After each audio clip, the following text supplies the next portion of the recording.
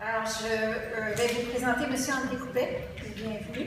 Et donc, l'atelier conférence, la mobilisation pour le service client, ça fait plaisir de vous accueillir. M. Coupet, bienvenue.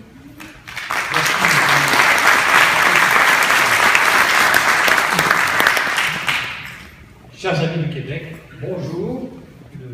L'outil que moi-même j'ai pu rassembler, recueillir, Cap Client, est le fruit de cogitation et de réflexion et de pratique au sein d'entreprises du Québec et prolongé aussi avec des entreprises françaises, bien sûr.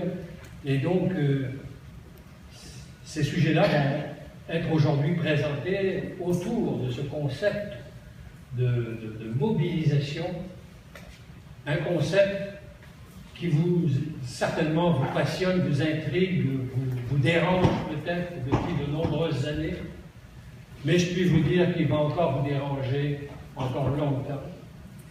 C'est le sujet central, c'est celui des hommes et des femmes qui font l'entreprise. Et une des convictions que nous avons, que nous partageons, j'en suis sûr, c'est que c'est avec les hommes et avec les femmes, avec leurs talents, qu'on va affronter tous les défis qui se présentent à l'économie d'aujourd'hui. C'est avec le talent qu'on va passer à travers les turbulences, les perturbations, le modèle économique d'aujourd'hui. Alors, mobiliser. Là, on va simplement passer la liste des retombées qui sont là aussi dans quantité d'ouvrages et de travaux que vous avez pu faire et que vous devinez bien, en commençant par celui de ce matin. On ne va pas créer une mobilisation, je l'ai mentionné tout à l'heure, sans avoir des gens mobilisés pour être créatifs et pour avoir une idée du futur. Voilà ce qu'on devrait faire. On devrait changer de fait. Pour pouvoir faire ça, il faut relever la tête du guidon, c'est sûr. Mais pour ça, il faut être mobilisé, il faut être bien, comme on dit en France, j'aime beaucoup cette expression, il faut être bien dans ses baskets. Hein? Mobilisé pour productivité.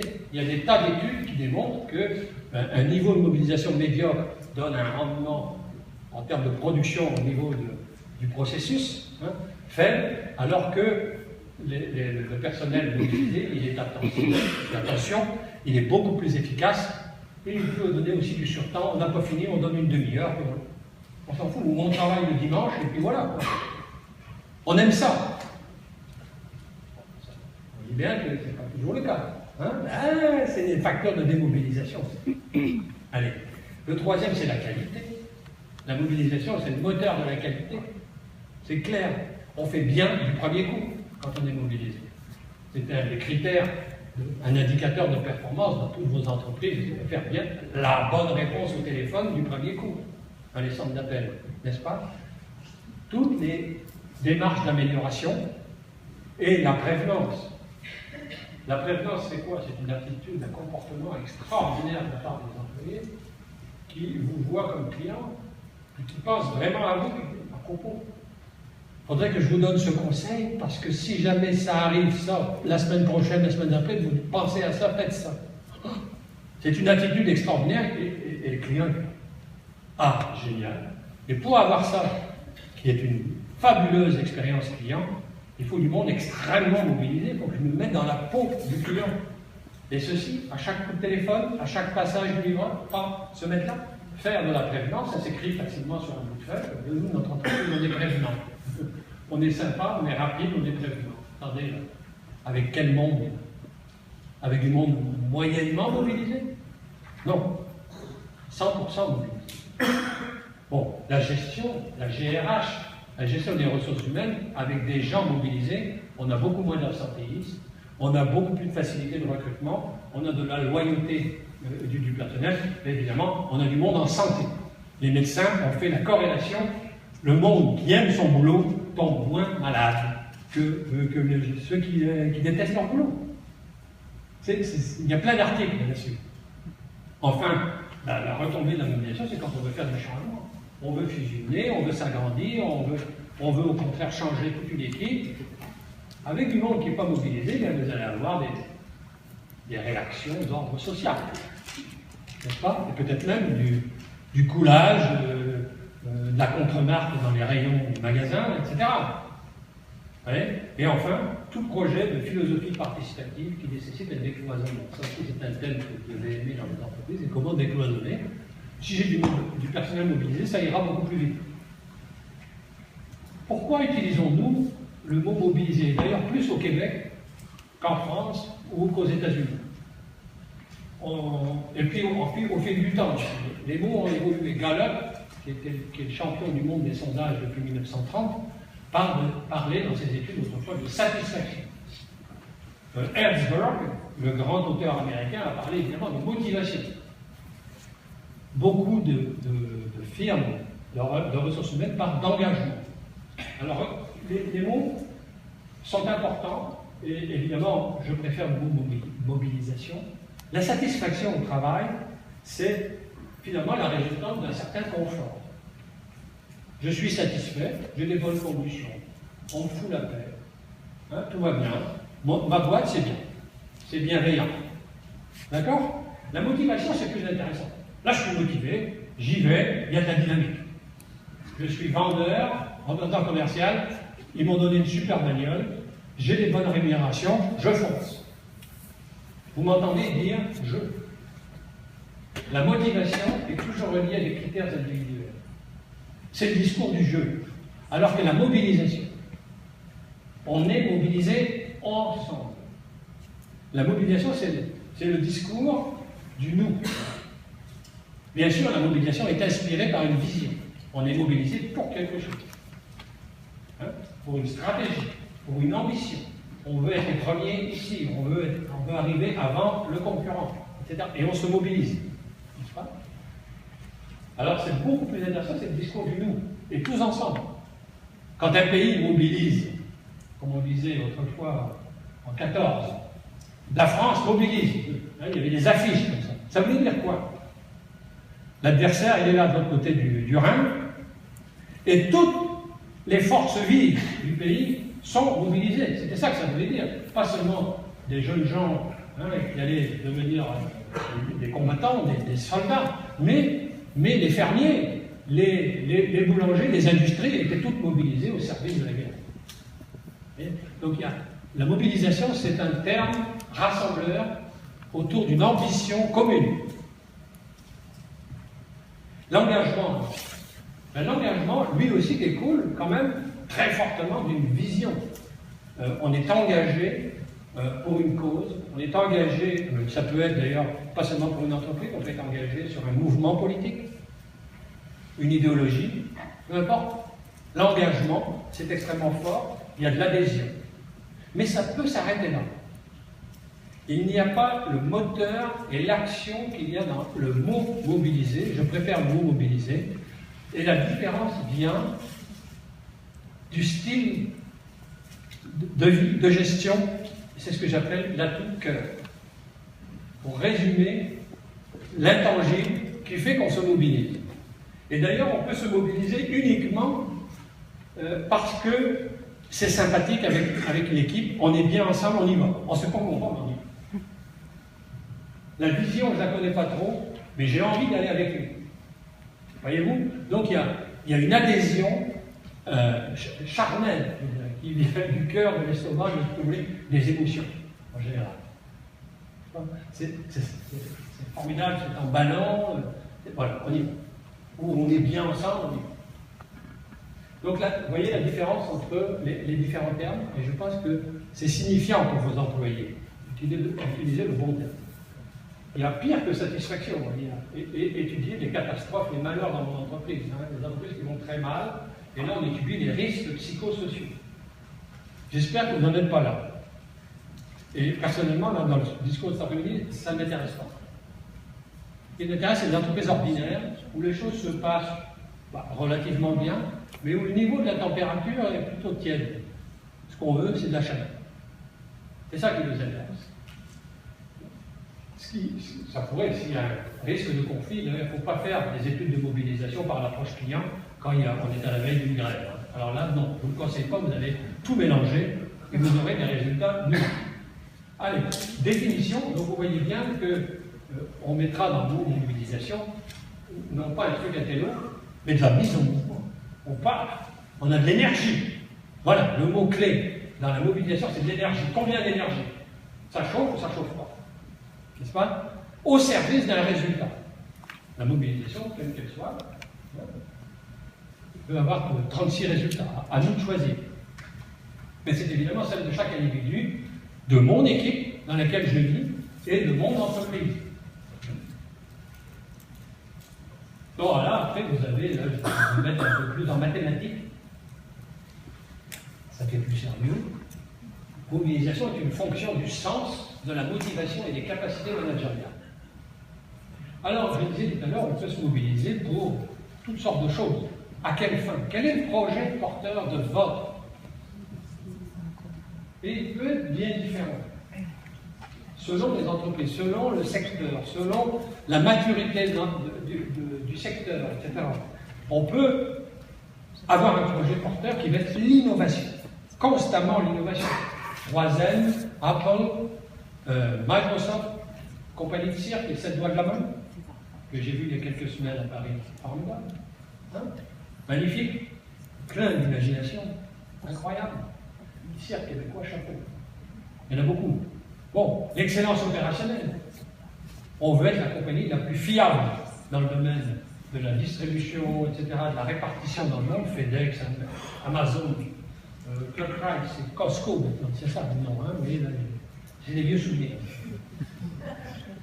On m'a signalé ça tout à l'heure. On voit que tu es passé de l'excellence intellectuelle, HEC.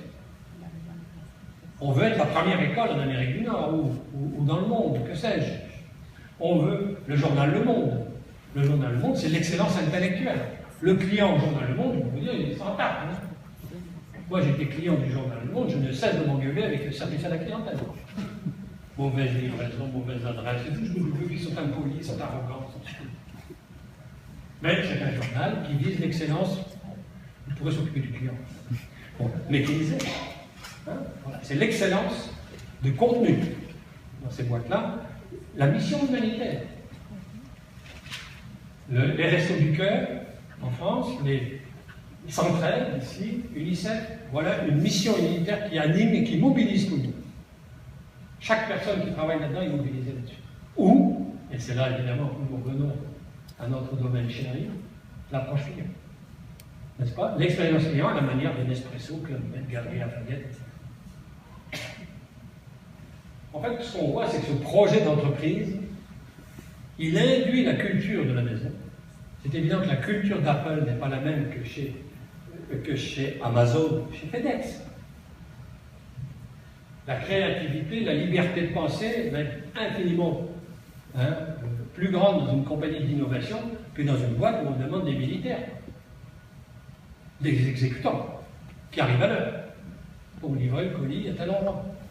Très différent comme culture, avec évidemment au cœur de la culture les valeurs, on le verra tout à l'heure, et ces deux ingrédients-là sont porteurs de mobilisation.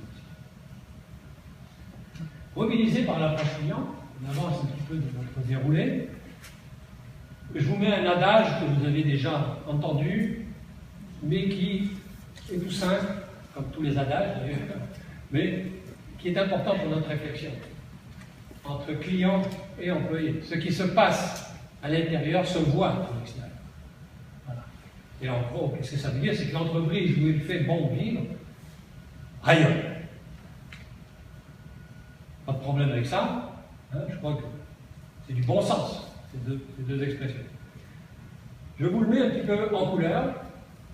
Dans un schéma qui est central dans le référentiel de cap client, on aura évidemment du côté client toute la satisfaction et le déroulé de la satisfaction, alors que du côté salarié, on va avoir son degré de mobilisation. Donc on a une hypothèse, c'est qu'il y a un niveau d'indice de mobilisation, et comme vous le voyez, hein, fluctue, c'est ça, oui, alors il peut être très élevé, il peut être très faible.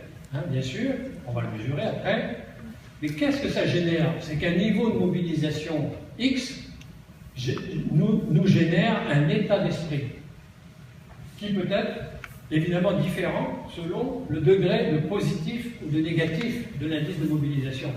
Vous voyez bien que je peux être impliqué, engagé, dédié auprès de mon entreprise. n'est-ce pas? Alors qu'à l'inverse, je vais avoir un exécutant. On arrive à 9h, plutôt 9h01 que 9h, et on repart à 5h moins demi. N'est-ce pas? L'exécutant, et pas trop s'il vous plaît. Le break, etc. Les breaks. Pause syndicale, etc. Les exécutants. C'est pas moi qui m'en occupe. Ça, c'est pas ma tâche. Surtout pas me déranger, c'est pas mon truc. Donc, on a des déviants à la fin aussi. Si tu savais comment ça se passe chez nous, c'est l'horreur. Ça, c'est une déviance. Dire du mal de sa compagnie. N'est-ce pas? Bon, on a évidemment, au niveau de là, on rentre dans le champ du client. On était dans le champ du salarié, on rentre dans le champ du client, la relation. La relation, évidemment, quand j'ai un indice de mobilisation moyen, je suis dans le domaine de la courtoisie. Je dis bonjour à la dame. La sympathie, c'est déjà mieux. Je dis à propos, et les vacances? Les enfants à l'école, ça va? Là, je suis déjà un peu plus mobilisé. J'ai une relation différente. Considération. Ah, mais monsieur, on vous connaît depuis une vingtaine d'années, etc. On connaît bien votre situation, votre entreprise. Et après, la prévenance, dont j'ai parlé tout à l'heure, et qui nécessite un degré formidable. À l'inverse, eh bien, vous voyez que quand j'ai une mobilisation faible avec les exécutants, je vais avoir de la politesse. Je dis bonjour, je dis au revoir, période. Hein? Par contre, les résistances, c'est l'indifférence. Je ne vous vois pas. Je ne vous vois pas. Votre sujet. Voilà. Et en bas, c'est l'impolitesse. Vous me dérangez. Donc, on a ça du côté des employés, et vous comprenez bien que ça aura un impact direct sur la satisfaction client, avec un niveau de satisfaction, si on commence par le bas, sur une échelle de 4 points, de 2, de 1, et puis de l'autre côté, plutôt satisfait, satisfait, très satisfait, et puis 5 sur 4, ravi. Ravi, c'est surpris, enchanté, qui viennent après le plan. Voyez-vous? Bon, et de l'autre côté, on a l'expression. Qu'est-ce que dit le client? N'est-ce pas? On a l'expression. Alors là, quand il est plutôt satisfait, il ne parle pas, il ne dit rien du tout. Ça va. Quand il est pleinement satisfait, de la bienveillance. Ah oui, oui, ils sont bons. On m'en parle, je réponds avec bienveillance. Pour devenir un ambassadeur, alors là, il faut que j'ai de la prévenance, quelque chose d'exceptionnel, et de la super mobilisation. Donc, n'essayez pas de travailler sur l'expérience client en disant « nous faisons de l'enchantement client ». Attendez, tu as mesuré à l'intérieur ta mobilisation? Ça, c'est la question. Parce que parler d'enchantement à du monde, il y en a jusque-là plein de casques, merci. On revient à ton enchantement. Hein. Voilà. Donc, on a une expression et ici qui évolue dans le bas, c'est l'indifférence. Hein. La politesse, l'indifférence, la critique, et après le dénigrement. Le dénigrement, je vais te raconter une histoire. Je vais te dire ce que ma banque m'a fait. Qu'est-ce qu'elle m'a dit? Tu te rends compte? Je dénigre ma banque. Je deviens terroriste. Je suis client, prisonnier, et là je tire sur ma banque. Je prends les banques, hein, comme par hasard. Voilà. Alors je vais vous parler maintenant un peu d'un modèle sur lequel, je dirais, j'ai travaillé même depuis l'équilibre. On a réfléchi beaucoup à ces questions-là avec Euroquébec, la mobilisation, en attente de la satisfaction client, et on a, au fil du temps, eu plusieurs méthodologies. Et la toute dernière, c'est celle-ci, avec des concepts, évidemment, une architecture qui est encore un peu la même, mais néanmoins rénovée parce que l'expérience client aujourd'hui a pris une signification beaucoup plus forte, plus large, beaucoup plus fine, beaucoup plus raffinée que ce qu'on faisait il y a 10 ans, ou 20 ans. Et on a appelé ça le modèle MC2 pour mesurer la mobilisation. MC2 parce que c'est mobilisation. D'abord MC2, vous savez, c'est l'équation d'Einstein, c'est l'énergie. Alors on avait dit l'énergie MC2, on a cogité là-dessus avec mes amis. Et vous avez, qu'est-ce que c'est? C'est un indice de mesure des énergies orientées. Parce que la mobilisation est un moteur. Et il y a quantité d'éléments dans le moteur qu'il faut savoir bien équilibrer entre eux, d'être en bon fonctionnement, pour arriver à une synthèse qui est une... Donc ça n'est pas une seule question, pardon, on pouvait se contenter de dire j'ai posé une question dans l'entreprise, êtes-vous fier de votre entreprise? Puis vous avez une seule réponse. 40% pour, 60% contre. Ou un 10% au milieu, comme vous voulez. Ça, pour moi, c'est un épiphénomène. C'est très intéressant, la fierté. C'est une conséquence de la mobilisation. Parce que derrière la fierté, il y a la mobilisation, et derrière la mobilisation, il y a les conditions de travail, il y a ma relation avec mon boss, etc., etc. Donc après, je vais m'exprimer en fierté ou au contraire en tristesse par rapport à ma compagnie. MC2 mesure donc, c'est quelque chose de large, qui mesure les conditions favorables ou défavorables à la mobilisation. Donc c'est un outil qui permet aux gestionnaires, aux dirigeants, d'avoir une compréhension fine des facteurs qui vont faire émerger la mobilisation, au contraire qui vont l'affaiblir.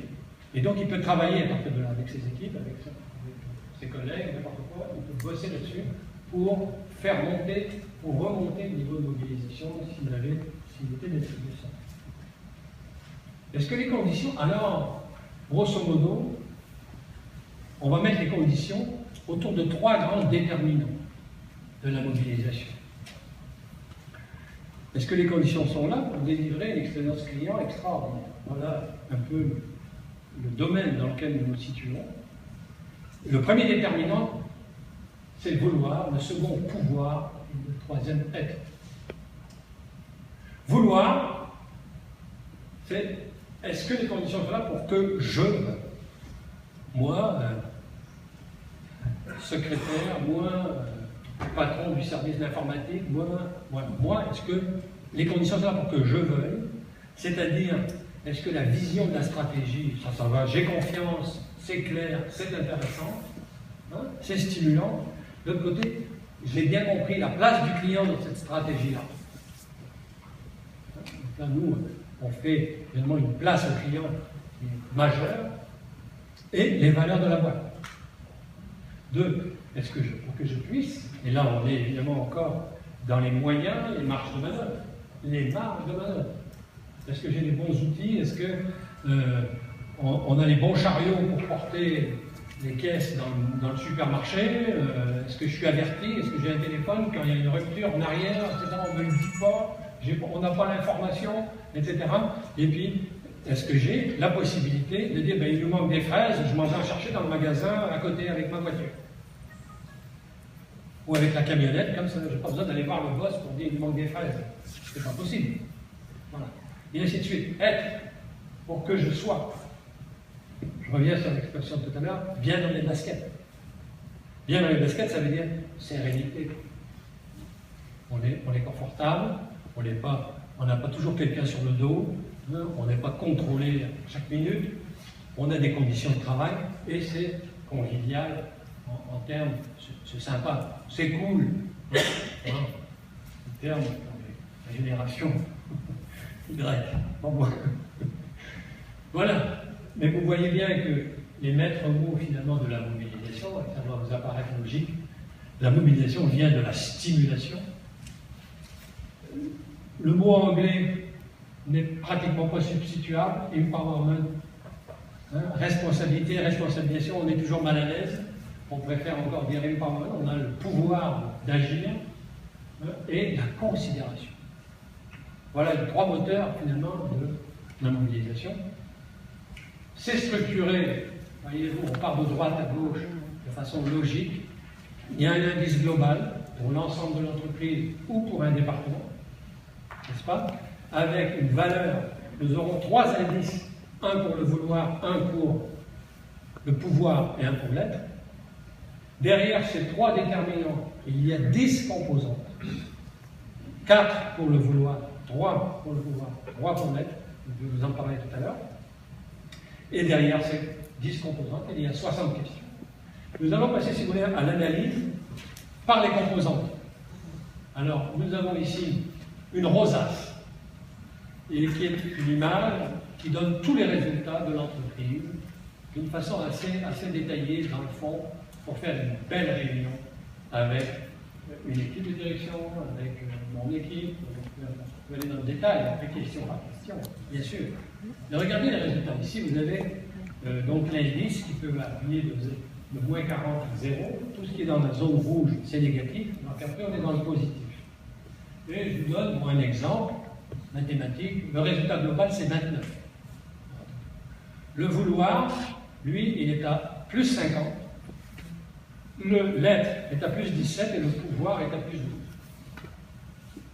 Donc on voit un peu un déséquilibre. Là, il y a une forte impulsion stratégique peut-être dans cette entreprise-là, très clair, mais un peu plus de difficulté au niveau du pouvoir et de l'être.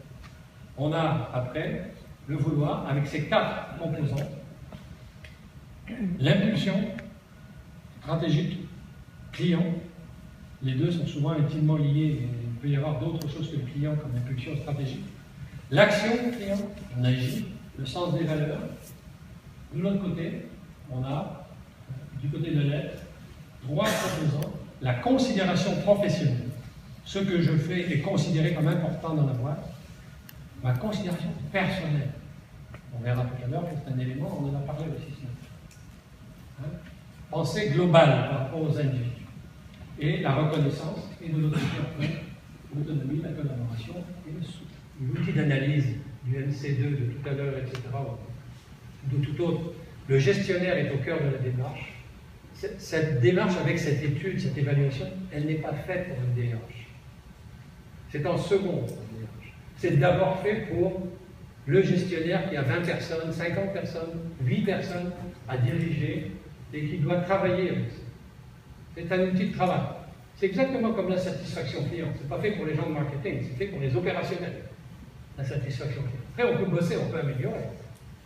On en tire des conclusions marketing intéressantes. Même chose au niveau des RH. Les RH, c'est-à-dire en fait, on ne recrute pas bien nos gens.